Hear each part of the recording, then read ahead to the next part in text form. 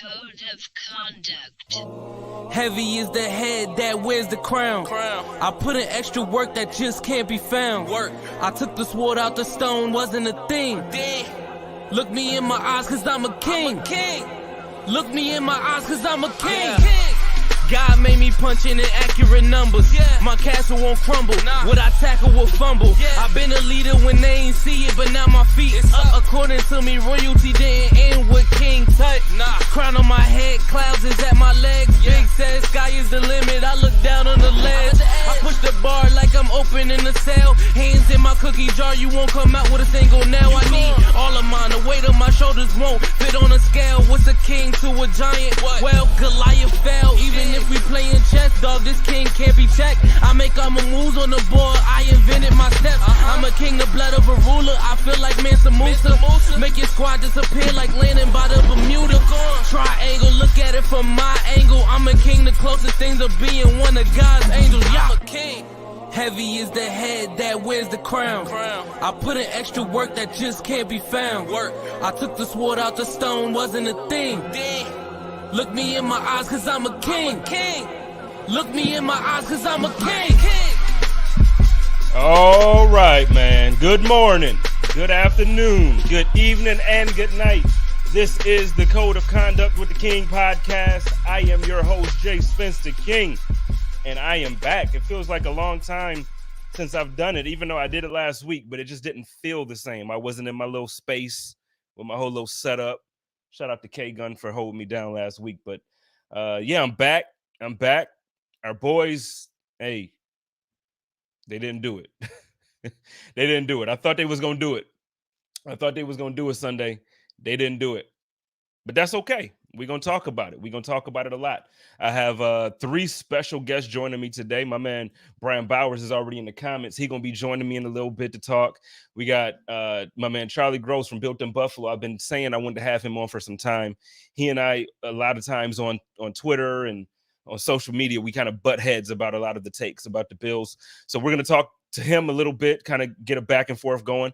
And then we got my man. We got John Fina, the man himself, joining me. You know, he's gonna come in. Now we both enjoying this Arizona, you know, the good weather and all of this stuff like that, but we haven't really gotten a chance to kick it. He's gonna kick it with me tonight on the Code of Conduct, so we're gonna have a real good time tonight.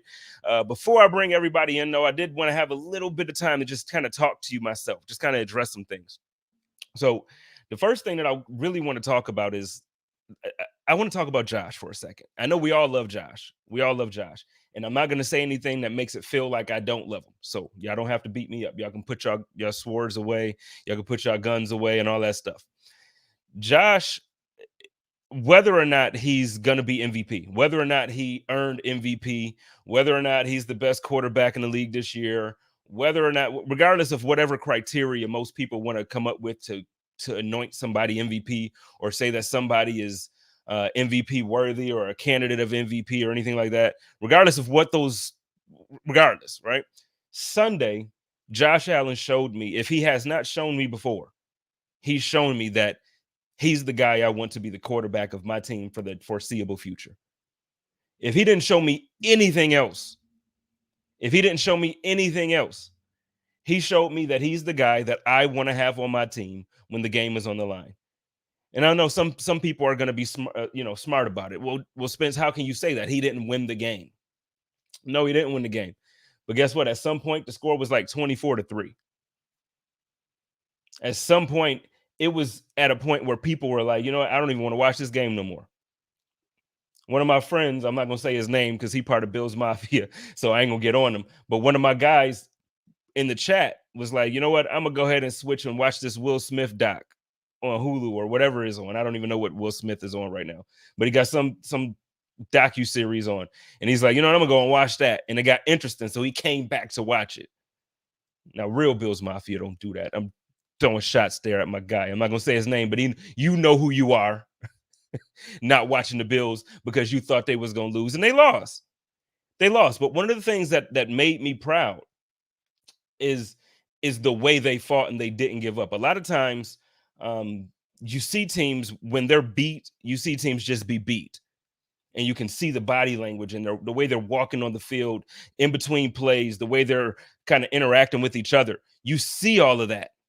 You see all of that. My man Joe Miller, shout out to The Voice, says it wasn't me. No, it wasn't Joe Miller. It wasn't Joe. It wasn't Joe that kind of gave up on him. But I know Joe was down there in Tampa. Joe was down there with K-Gun, and there was a whole bunch of people. Everybody was down there. But we saw Josh Allen put this team on his back and force overtime. He pushed that game to overtime by himself. And you can be blind if you want to, and you can talk about like little things here and there. You can talk very specifically about statistics. You can do all of that if you want to.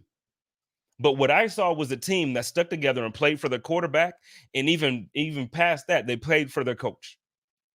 I've been critical of Coach McDermott over the last couple of weeks. I know Bruce has been critical of him. There's been a lot of us that's been critical of Sean McDermott. And I'll be honest with you, I'm not going to stop being critical of him just because the team played hard for him and they played hard for Josh. There was things about Sunday I didn't like. Again, it doesn't seem like, and we're going to talk about this with my guest coming up, but it doesn't seem like they straight up trust them. It doesn't seem like Coach McDermott trusts the offense. We're still not going for it on 4th and 1 or 4th and 2. We punt. We're still not doing the things that we're used to seeing the team do last season that made us all excited about this offense. Shout out to my man David Reed says, Spence, I get you, but moral victories don't get you in the playoffs. And that's exactly, I'm with you. I'm with you. So there is still disappointment when we're talking about Sean McDermott. There's still disappointment when we're talking about even Brian Daboll. Yeah, the offense looked better. The offense looked better. We ended up losing last play of the game in overtime, right? So that means the offense scored enough points at least to be in it. But the thing is, the entire first half, we did not look like the team that we looked like in the second half. If we would have played the entire game as if we wanted to be there, if the play calling was up to par like it was in the second half, if Coach McDermott trusted the offense like he did, like he appeared to in the second half, things would have been, at least to me. I still have a little bit of question. And y'all know me, special teams is my thing. What the hell were we doing having both Stevenson and McKenzie in the back? I just don't get it. I don't get that. Weird, right? Okay. But back to this offense. Now, I know we talked about the run game. We talked about how it's not good, and we talked about how it hasn't been up to par. But then nobody said completely stop running the ball at all. And that's what we tried to do.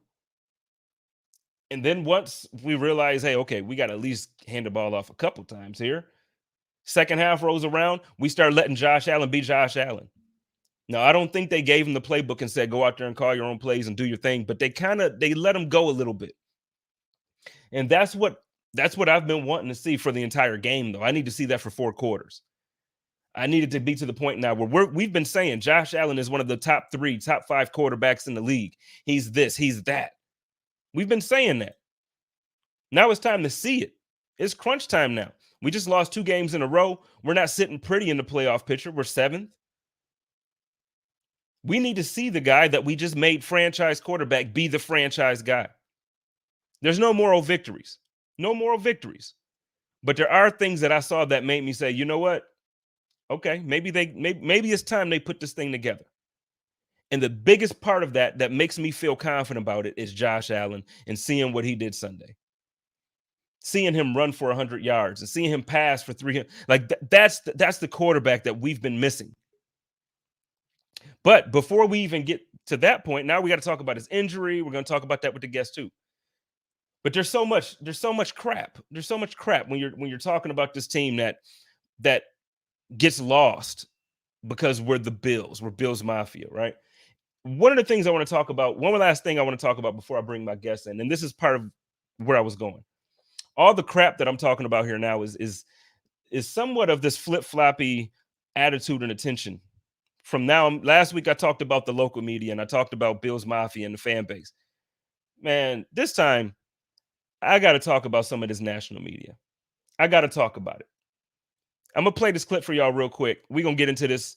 Then I'm going to bring my guests in. But I gotta do this. I'm not even laughing about the Bills. I am disappointed about the Bills. I am ticked off about the Bills. That is an embarrassment, the way they handled themselves in their press conference. Incredible heart and guts. That's what Sean McDermott said. And Josh Allen, super proud. Well, this isn't CYO. This isn't about character development and participation trophies. You are a team that was expected to make the Super Bowl. And you're 7-6, and you're excited about coming close? They didn't show up against the defending Super Bowl champions in a game they had to have. For the second straight game, they gave up about a 50-yard touchdown run, which hardly ever happens in today's NFL. Their vaunted pass defense gave up 363 yards through the air, plus a 58-yard game winner to a receiver that was on the scout team 2 weeks ago. And you're super proud? All right. This is ridiculous. The one thing they said that was right, the one accurate thing, Nick, this is who we are. This is who we are. You're darn right. You are a team that beats up on the chumps. But you're 1-4 with 4 straight losses against teams with winning records. This tells me, Nick, quickly before you go, this is who Buffalo is. They are not a team that believes they're the best in the NFL or even the AFC. All right, they are defeated. They're happy now with these little moral victories. I'm off the Bills. I was never really on them, but I'm off them. I'll tell you what. Be off of them. You know what I mean? We don't need you to be on us. You want to know who Buffalo is? I'm going to tell you who Buffalo is. I'm going to tell you a couple different aspects of who Buffalo is. Buffalo is the city with the fan base that knows all offensive linemen. We know the guys on the practice squad by name. Buffalo is the town that knows the defensive players that got cut 2 years ago from the practice squad and still celebrate them. Buffalo is the city that has people come back to Buffalo who didn't want to come in the first place because they realize how special of a place that it is. Buffalo is a team.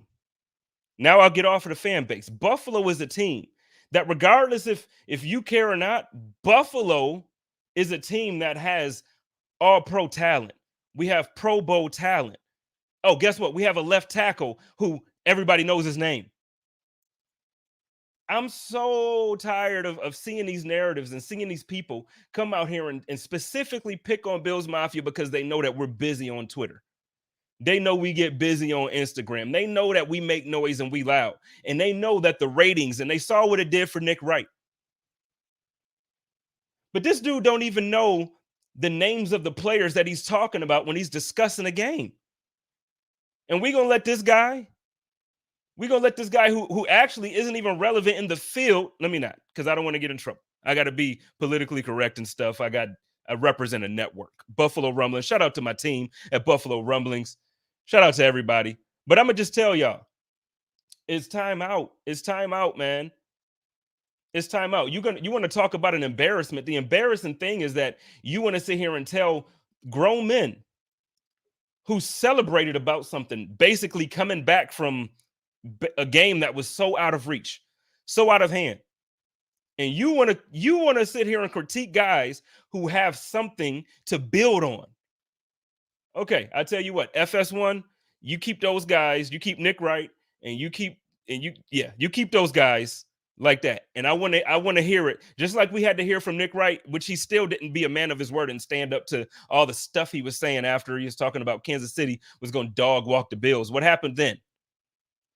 Yeah. What happened then? But that's okay. We all for that. Let me stop being down on everything. Let me bring my crew in. I got some special guests joining us today. I got for the first guest, I'm gonna bring my man Brian Bowers in. It's been a minute. It's been a minute, Brian. Yes, sir. It has been, man. We've been talking about this for probably a year. Yeah, it's been a long time we've been talking about this, and I'm like, I got to get you on, and then we just ain't really connected, so I'm glad that you can make the time to do it tonight. Yes, sir. My man Charlie Gross coming in from the Built in Buffalo Network. What's going on with you, man? Hey, how's it going? I'm glad to be here. Man, I'm glad to have you in. This is gonna be fun. I can tell you already. If anybody knows Charlie, if anybody knows Brian, and y'all know me, if y'all listening to the show, this is gonna be fun. And then last but not least, this was supposed to be like a little surprise to my special guest here already. But I got the man, the myth, the legend, the sexy beast himself, Mr. John Fina, joining me. What is up, Mr. Giant? Hey, how you guys doing? Happy to be here with you. Hey man, it's a party. Your mic sounds great, man. Oh, thanks. This old You're thing. You're an official content creator. That's what you are. Oh Lord. So listen, this is a good panel. I feel like we have we have 4 different good perspectives with 4 different strong personalities who all know what we're talking about when you come down to it. Whether we agree with each other on everything or not, we know what we're talking about. We got some respect for each other. So let's start here. One of the things that I want to start with is so without being too specific about anything, and we'll start with Brian on this one, then swing it over to Mr. Fina. Without being too specific on anything, the Buffalo Bills, we just took 2 losses back to back, right? Yep. How do you feel at this point of the season right now about the team and about our playoff chances, or just about where we sit in relation to the rest of the league? For me, Jay, it's 50-50. Like I've seen too much inconsistency from this team to feel very confident that we're going to go win out all 4 games. I mean, we should definitely beat the Jets. They're nobody, right? And the Panthers have all type of problem with your boy Kim Newton, right? But the Patriots game, I'm still on the fence. That's a game we can either win or lose. And I just don't know which team is going to show up. Are we going to see the same team we saw in the first half show up against the Pats? Or are we going to see the second half team we saw? To me, we're 50-50 right now. We can hit the playoffs. We can miss the playoffs. And if we get into the playoffs, unless we continue that momentum we had from the second half of last week's game, I don't see us doing much in the playoffs at all, honestly. Okay. Before I swing it to Mr. Fina real quick, I got a super chat in here from Triggs. I understand that McDermott wants to protect Allen. He doesn't want him ending up like Cam, Luck. Until we can find a star running back for Josh Allen, he has to be our running back. Good point. Mr. Fina, how do you feel about where we stand as a team at the moment? Well, I would just echo what Brian just said. If the identity of the second half team from the last game can come out and play with pride, confidence, and grit, I think we got a chance, wild card chance right now. But like Brian said, I think we're 50-50 at this point. So, I mean, I'm concerned. I want to go deep. I want to keep getting on your show, man. The King. I want to be here with you and Joe and the rest of the Bills Mafia. But if it ends early, we're all going to be sad. It's going to be rough. It's going to be rough if it ends. And you know what? It's the way it's been going, the confidence has just been gone, man. Like coming into the season, I feel like Bills Mafia, everybody collectively was like, oh, we got this, man. We're going to run through the schedule. There were people predicting that the team was going to go like 14-3, some people going 15-2. And at this point, we've doubled our loss total from last season. And it's tough. It's tough from a couple perspectives. As a content creator, it's tough because obviously, like when we go out there and we give our takes and we kind of put the stuff out there, we get the front end of it. We get beat up, but then at the same time, look, it makes for a great season of content. It's easier when you got stuff to talk about. Charlie, talk to me a little bit about, because Tom Brady did Tom Brady things like he normally does. We didn't really get to see too much of, whether or not, at least in my opinion, and we might differ on this, but I don't feel like we saw enough to really figure out if we're going to miss Trey. How do you feel? Do you feel like looking at the defense yesterday and again, going against Tom Brady and that prolific offense, did we miss Trey, or was it really just that, we ran out of time at the end there because we didn't start off the first half the way we played the second half? Yeah, and that I agree with you. And I think that's kind of the point I made when I was on with you a few weeks ago, is it's not that Trey isn't extremely talented, and it's not necessarily that he isn't important, but I was just curious as to how much work the system was going to do in his absence. And I think you saw different things with, I think they played a little more too deep than they normally did. I don't think they unleashed Poyer kind of maybe in the way that they have in the past. But you're right. It wasn't really that big of a noticeable thing. Certainly, I mean, it's in there, right? But there's 4 or 5 other things, especially with all the penalties that weren't called, that kind of just make that suddenly not that big of a concern. I think Dane Jackson tackled well. I think he was extremely physical. I think he did pretty well for himself in coverage, the best he could.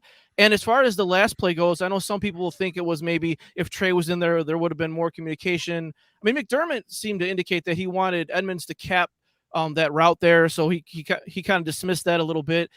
So you're right. I don't think we really got to see, how much they miss him or how much they don't in that game. And that's really weird to say when you're playing Tom Brady, right? Like, and those receivers, I don't think we really got a good idea of how much we miss him. And that's just odd to me.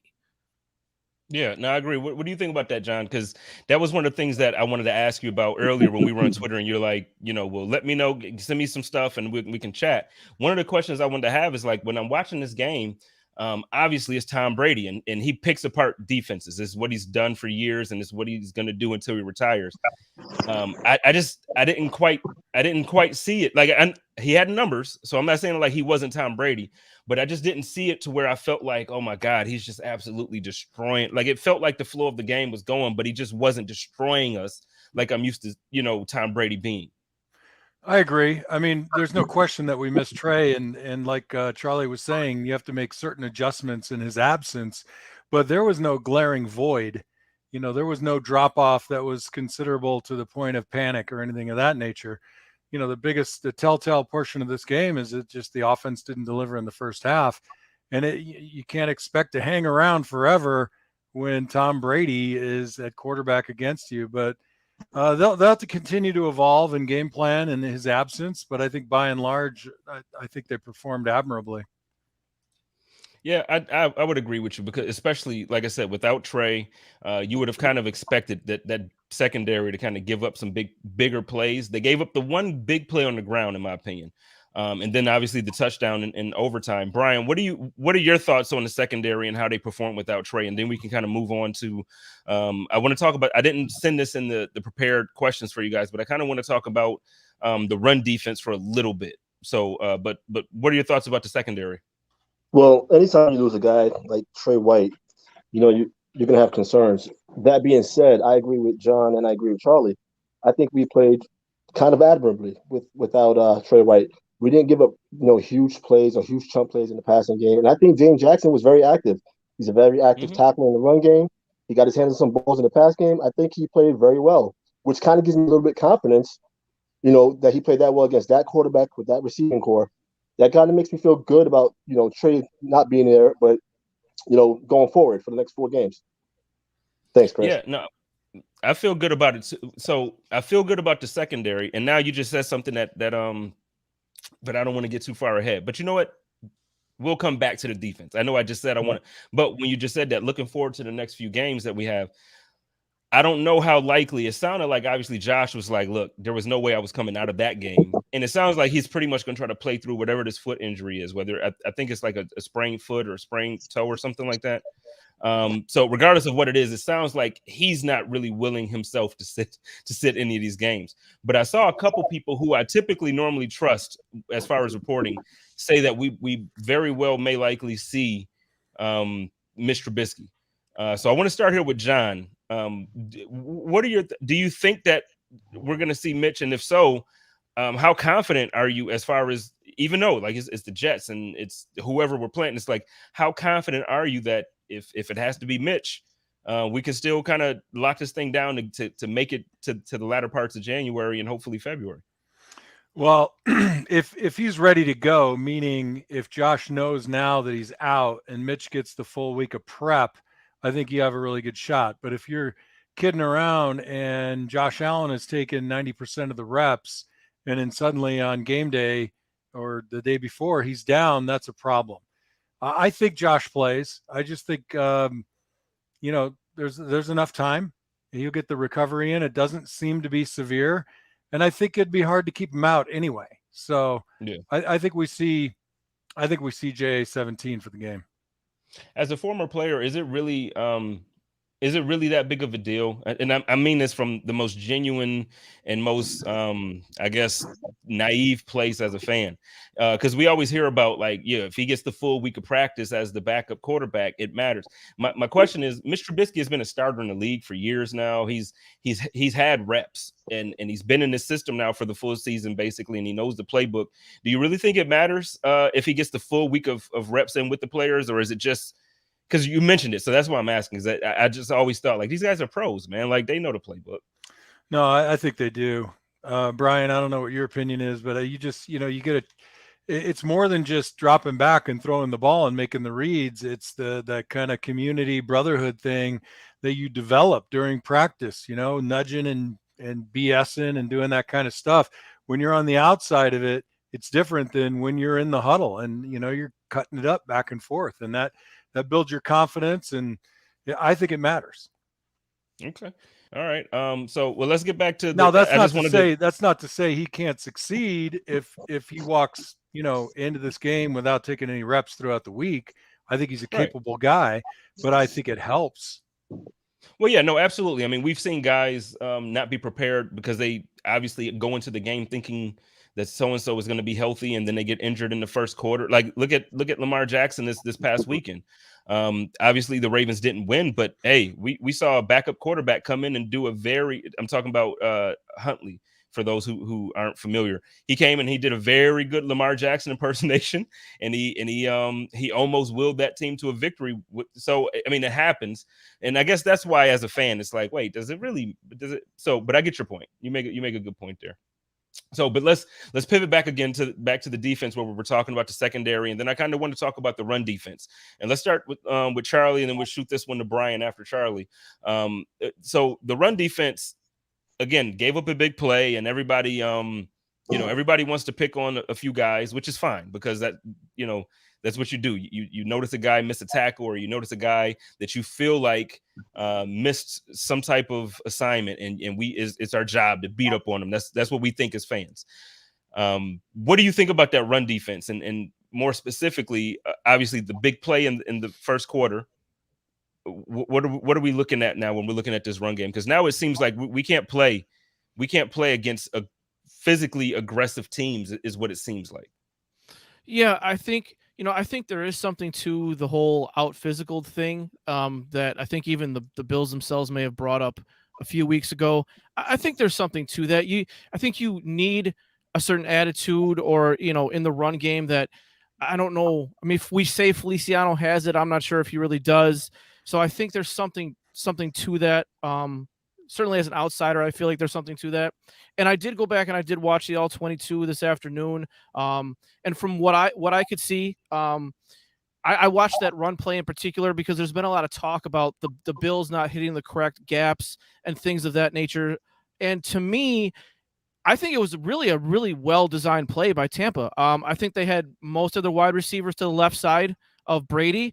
They ran to the right side, and what they really did is they pulled their guards and ran them behind the line of scrimmage, while the left tackle actually almost ran a route like a wide receiver, and he also ran to the right side. So what happened is that you had two Bills defenders come up, and Edmonds was one of them. They both took on the pulling guards, and then Fournette comes through the hole, and you have Poyer coming up from his safety spot. And by that time, the left tackle had moved over and just wiped Poyer out. The Bills couldn't come back from the backside to catch up, and it's a touchdown. So I don't think anyone did anything wrong necessarily on that play in terms of the Bills, at least from my knowledge of football. I just think it was a good play by Tampa, and they won that rep, and it turned into a touchdown.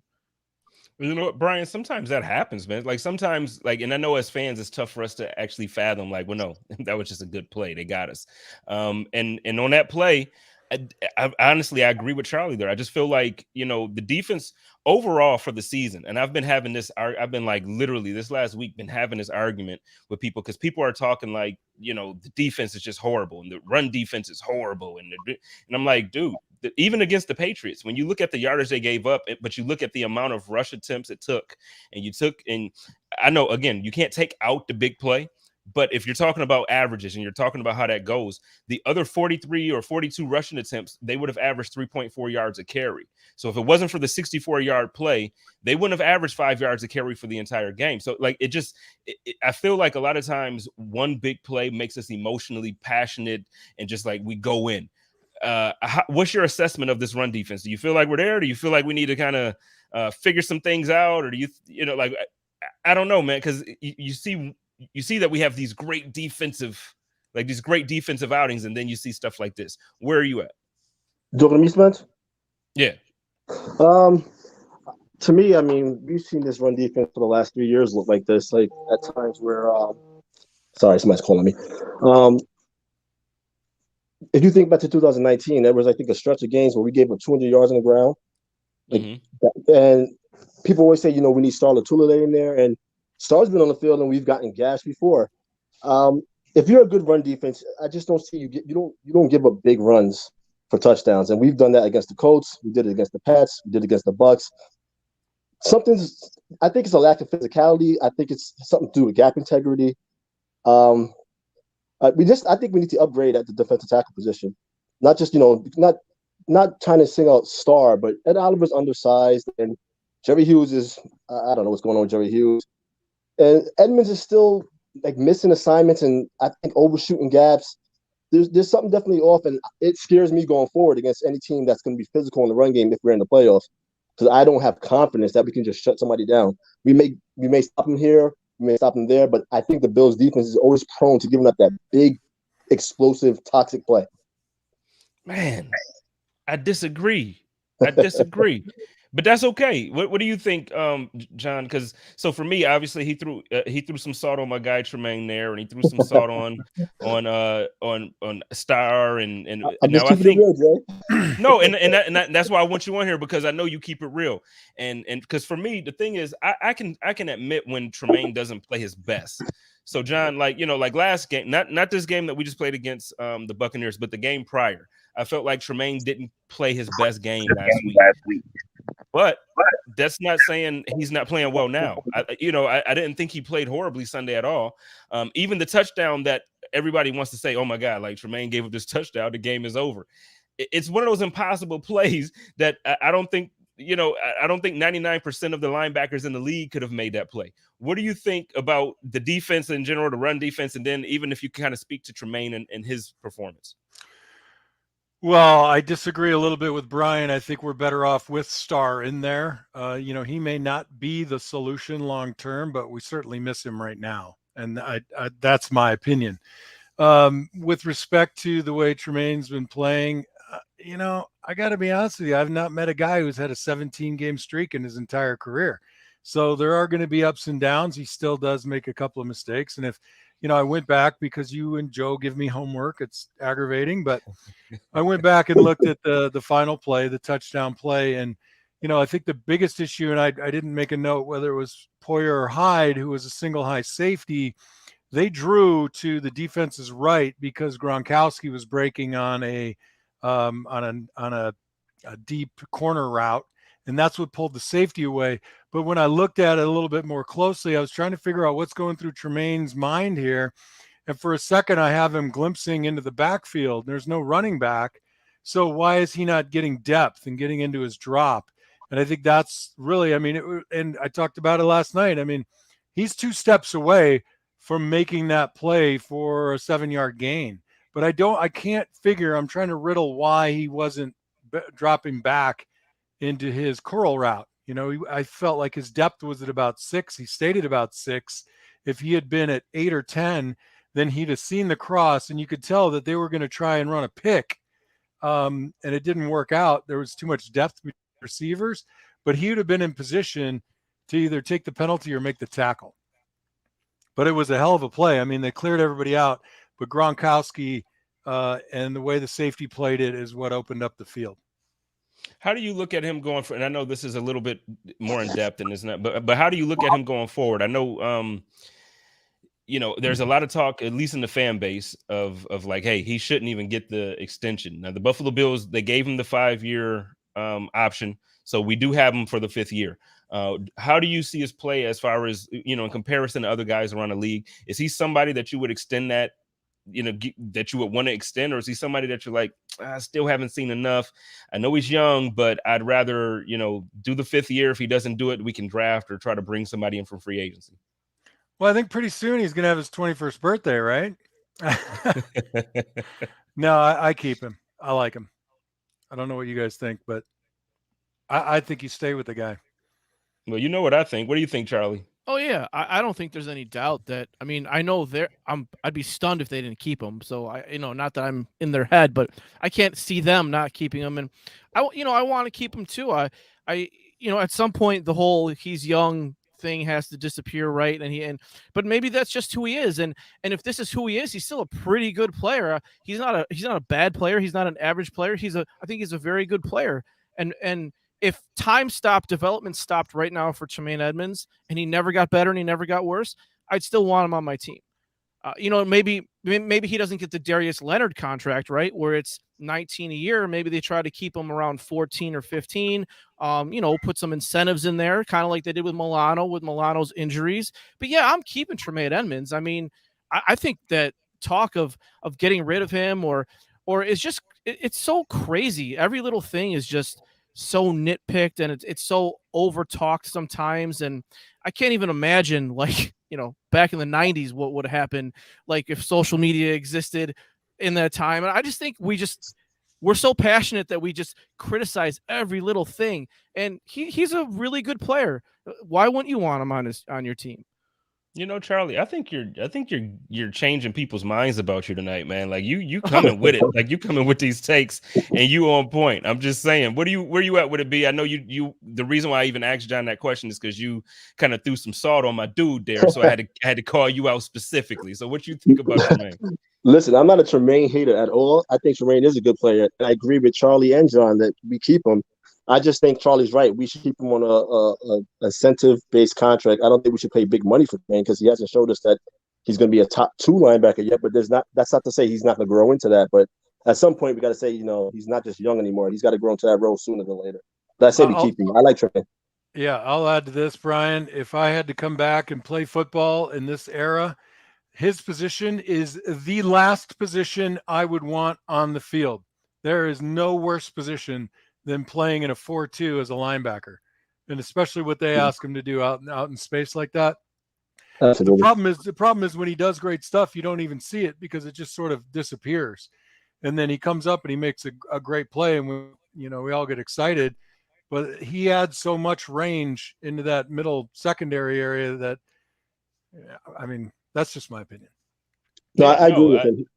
Yeah, I agree as well. I think a lot of times, and this is not I want to be careful because I don't want it to seem like I'm trying to say people don't understand football or people don't watch it well.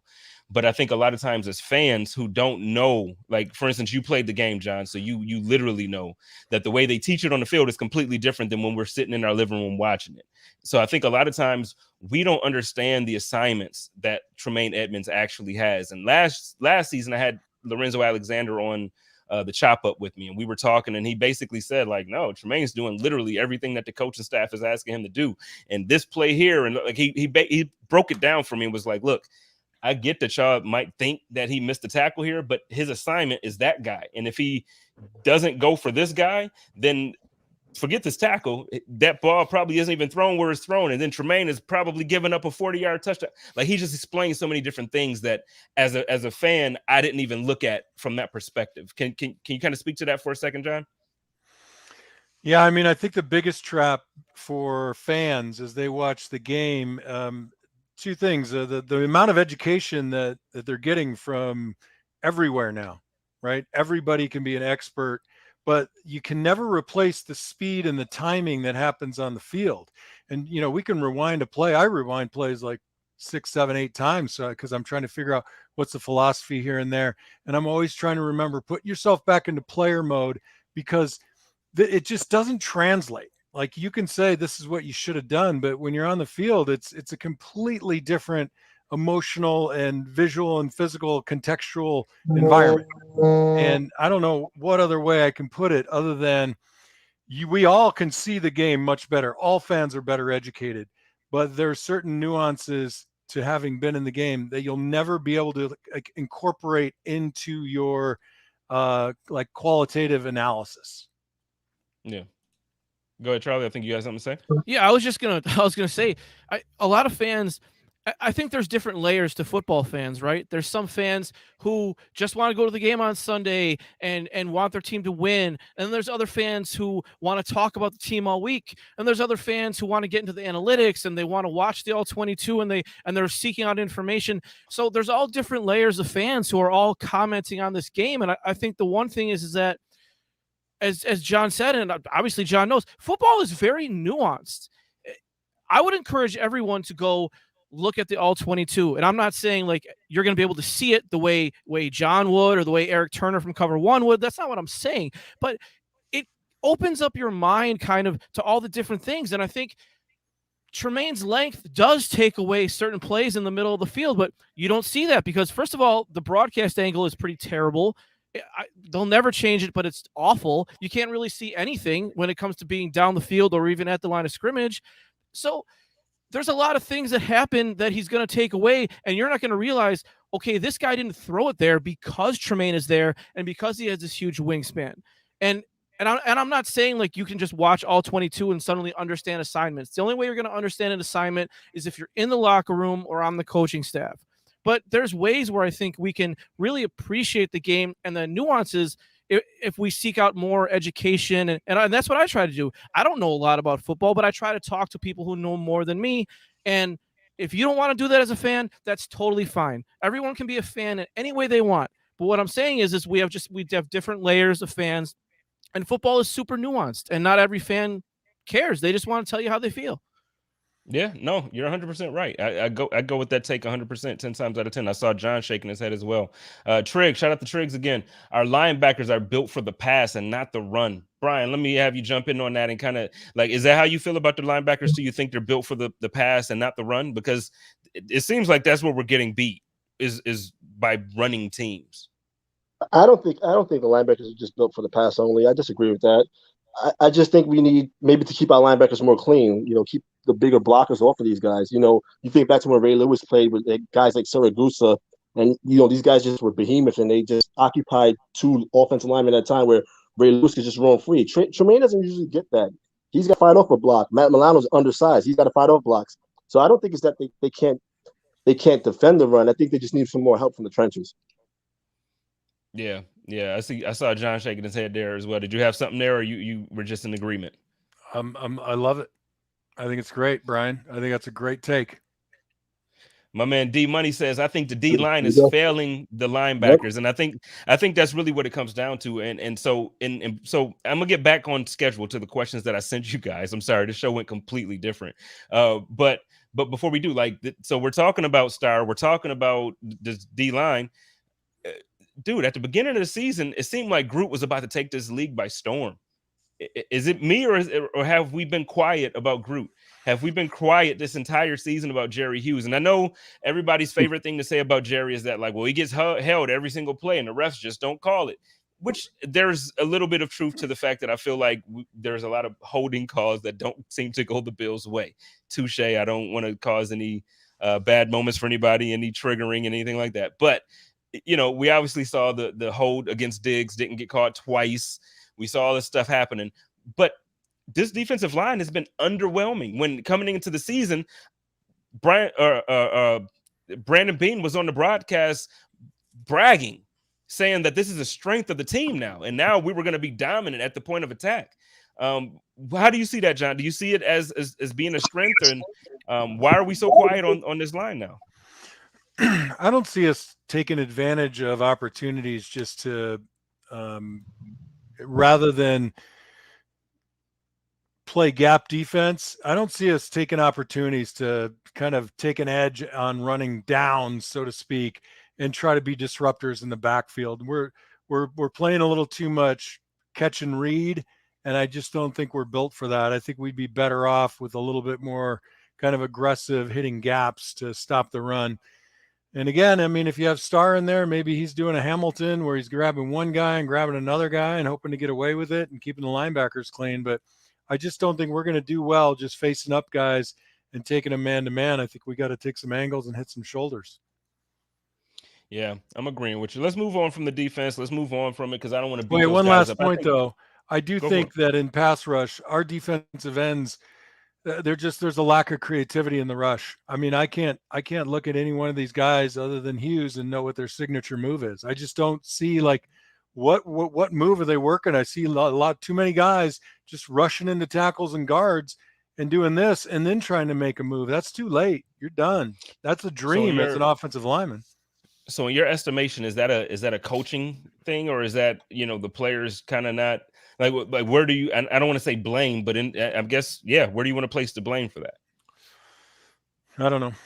I mean, I know that even I coach offensive line in high school, and when I watch the defense, I coach the defensive ends. I'm like, you can't just run into the guy. You're not going to get anywhere. You got to have a move. You got to watch TV, watch somebody's move, make it, fake it, keep it up, and just keep going. But if you run into me, I'm on holiday. If you run straight into me like that and give me your breastplate. And I just don't see the creativity. I think they have the skill. I just don't see it. Are they not being freed up to do it? It's not coaching, because at this time in the season, you're not getting full speed one-on-one reps and working your moves. This stuff had to have been established in training camp and in the first 4 weeks of the season when they might still actually be doing one-on-one pass. Yeah. Shout out again to Triggs. Triggs says, we don't have an X factor disruptor on this defensive line. Rousseau will become that maybe 2-3 years down the line, but until then, we need a guy that can be that now. The thing is, I kind of agree with that, man. I feel like I do think Greg Rousseau is going to be that guy. I think Boogie is going to be a beast too. It's beyond me why he and I'm not the team. I'm not the coaches, so I can't speak to why he's not active. But yeah, Jerry just hasn't been. I think Daryl said earlier in the comments that he's the best almost sack guy in the league. Like, he's always rated high at QB pressures. But to me, that doesn't make sense, because to me, if I pressure the quarterback, that means I'm disrupting the play. And a lot of times it's like, yeah, Jerry's almost there. Oh, caught for a first down and did more.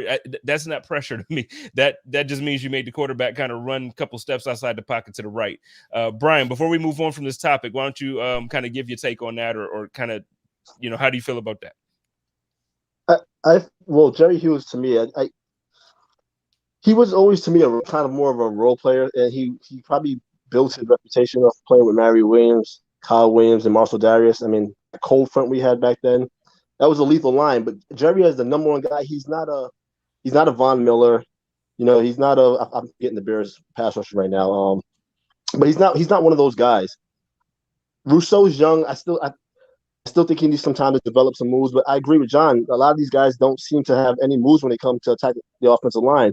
If you look at that Miami Dolphins game we played, and you watch Epinesa in that game, he put out a plethora of moves on the offensive line. But we haven't seen that after that game. So I don't know if it's coaching. I don't know if it's a combination of coaching and the players, but something's definitely off. Yeah, no, I agree. Well, let's pivot. We're running out of time, and I know John is a superstar out here in the Arizona area, so I want to make sure we keep him to his schedule.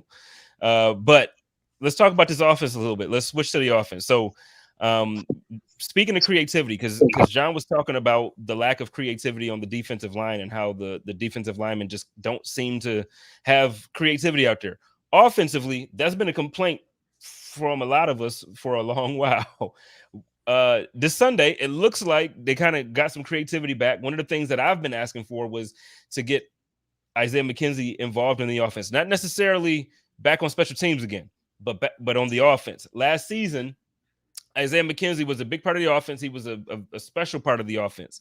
We saw him come back, and then one of the plays that I sent to you, John, was that third quarter 19-yard or 18-yard quarterback. I don't want to call it a sweep or whatever it was. Josh Allen scored, running to the left side. Isaiah McKenzie was in the backfield with him, and it looked like the defense froze up because of Isaiah McKenzie. Am I a genius, or should he just be involved a little bit more on offense, because it seems like defenses are scared of him? No and yes. I'm a genius, man. I'm just saying. Come Yeah, on, I do it on Madden and I win the Super Bowl. Well, there you go. I mean, you're a genius. So again, I did my homework. I went back, rewound that. I watched that particular play 14 times, and look, that's action, right? Those linebackers were responding to the split back action going to the defense's left. 45 took a step and a half or two, and 43, the safety, he took about 3 steps. And I started thinking, is that any different than any other linebacker gets fooled a little bit on counteraction? The answer is no. Do I want to see McKenzie more involved in the offense? Yes, but I don't think it really had a huge effect. It was also a very well blocked play. Well, that doesn't happen too often this year, huh? Like, no. You want to put Diggs on the O-line, we're going fisticuffs. Well, yeah, I don't want to see that. Not one bit. Not one bit. But so to piggyback off this conversation, so it wasn't Isaiah McKenzie. It was a good design play, and Josh Allen was being Josh Allen. Sunday, look, I know he's not going to be at the top of the list for a lot of people, and I'll start with Charlie on this one. I know he's not going to be at the top of the list for a lot of people right now when it comes to like the MVP voting and when it comes to and that's fine. If he doesn't get the award, whatever. Sunday was damn sure an MVP type of performance. And if you don't agree, argue with yourself. It was a great performance by Josh Allen. Charlie, talk to me, man. Because I know there's moments that as we all should have been, we've been critical of Josh. And I've come out and said, hey, it's too many interceptions this year, just too many, turnovers. How do you feel about this performance this Sunday, man? I will say that the second half, and maybe I have recency bias, but I feel like the second half of that game was one of the best quarterback performances I've seen maybe in a few years. And I don't want to sleep on the first half either, because I think in the first half, there wasn't quite as much blitzing as I thought, but I think Josh made a real concerted effort to sort of do what we all kind of wanted him to do for a long time against the blitz, and that's replace the blitzer with the ball. And I thought he did a great job of hitting some quick outlets, getting the ball out quick. And the first half was really just a story of execution. We got down in the red zone a few times, and we just kind of blew up and didn't do anything. So I think the first half was pretty good too, but the second half I think was outstanding. It was an MVP type performance, and quite frankly, I think he should be an MVP candidate again.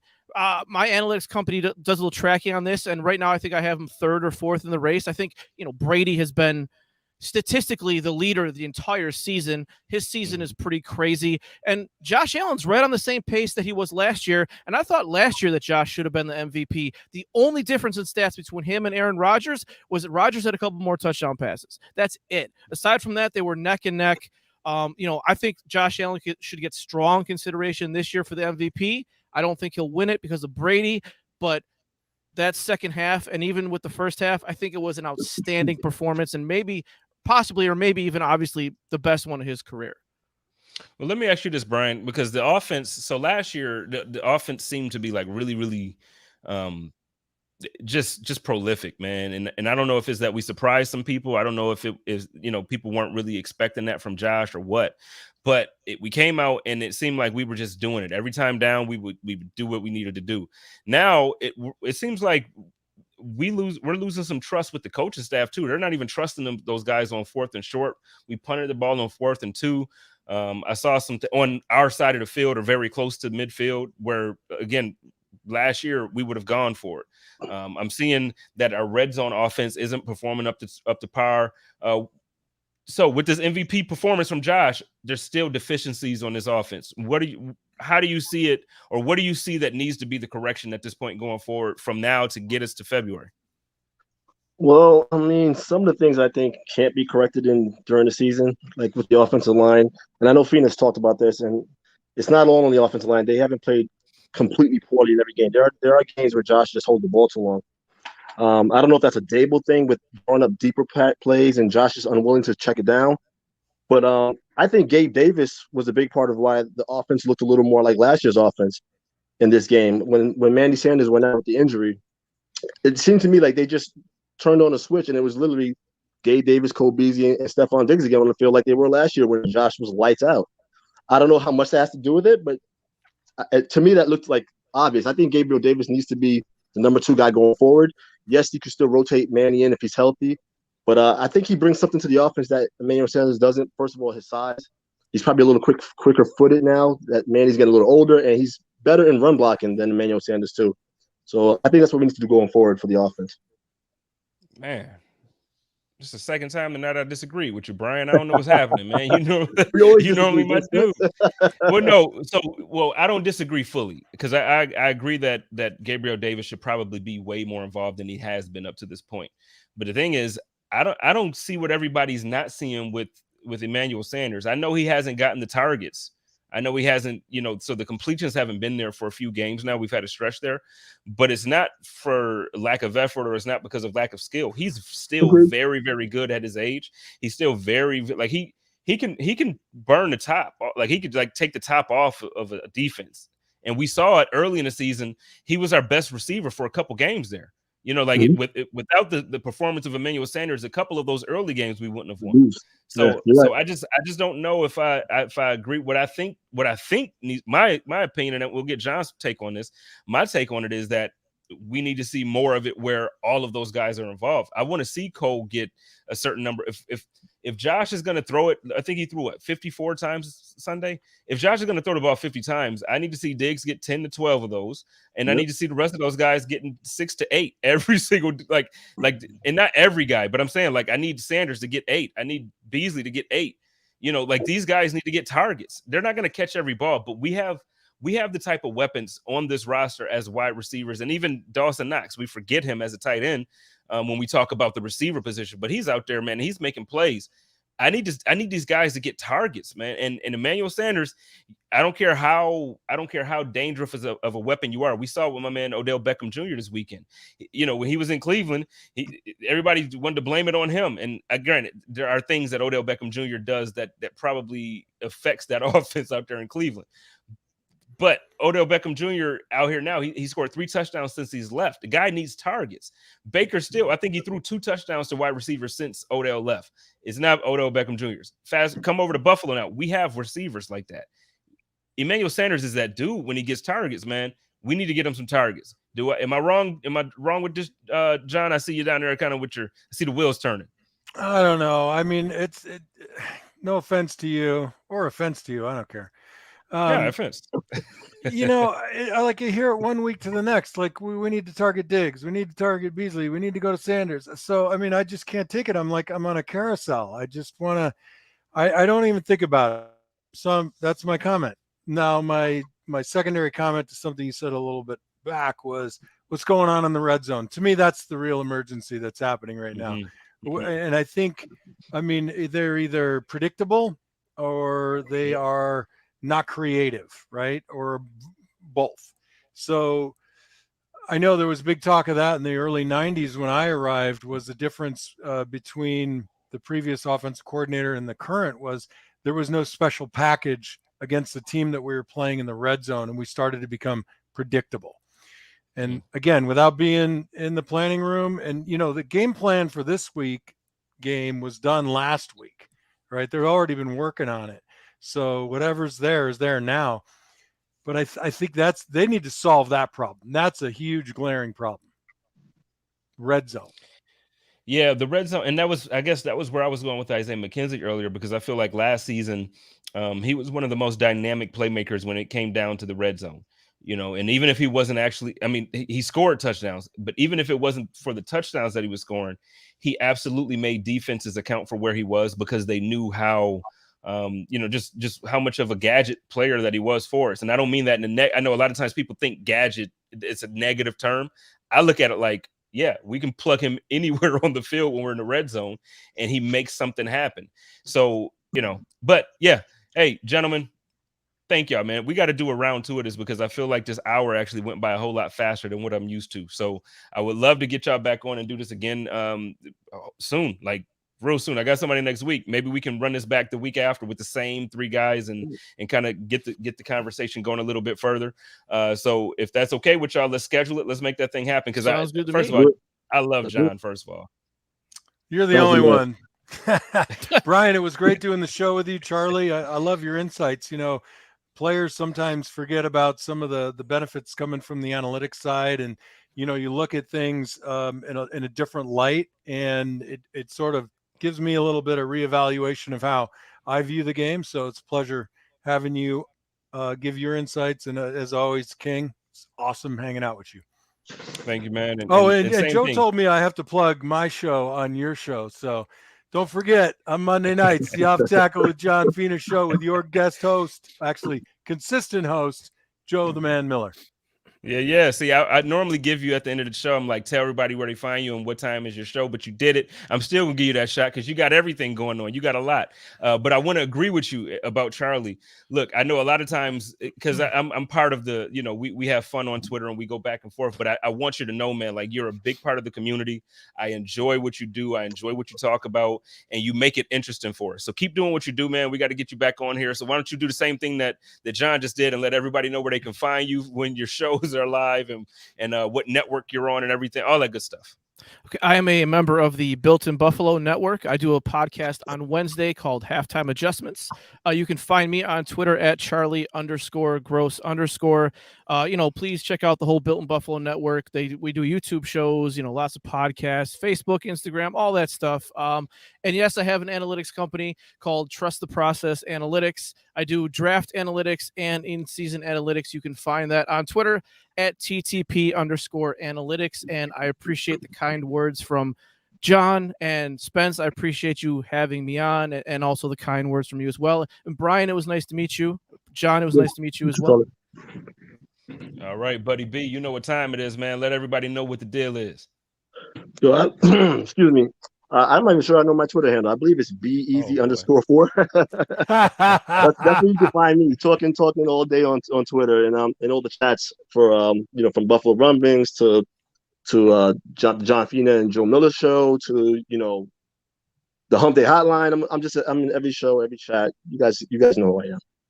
Yeah. So I want to thank all three of these gentlemen for joining me. And again, like Brian said, the Hump Day Hotline tomorrow with my main man, Joe Miller. It's been a while. It's been a minute, and I can't wait to get back in there with him tomorrow. We're going to go ahead and we're going to put this past Sunday's game to bed, and then we're going to look forward to this next game where we have to win. We have to get this W. So, hey, gentlemen, thank you so much for doing this. And everybody, y'all know how I do it over here with this Buffalo Rumblings podcast network. It's your boy, JSpenceTheKing. And you can find me on Twitter at JSpenceTheKing. Y'all know what to do. Love each other, take care of each other, and live in peace. And as always, stay positive, test negative. Go Bills. Go Bills. Go Bills. Let's get it. Code of conduct.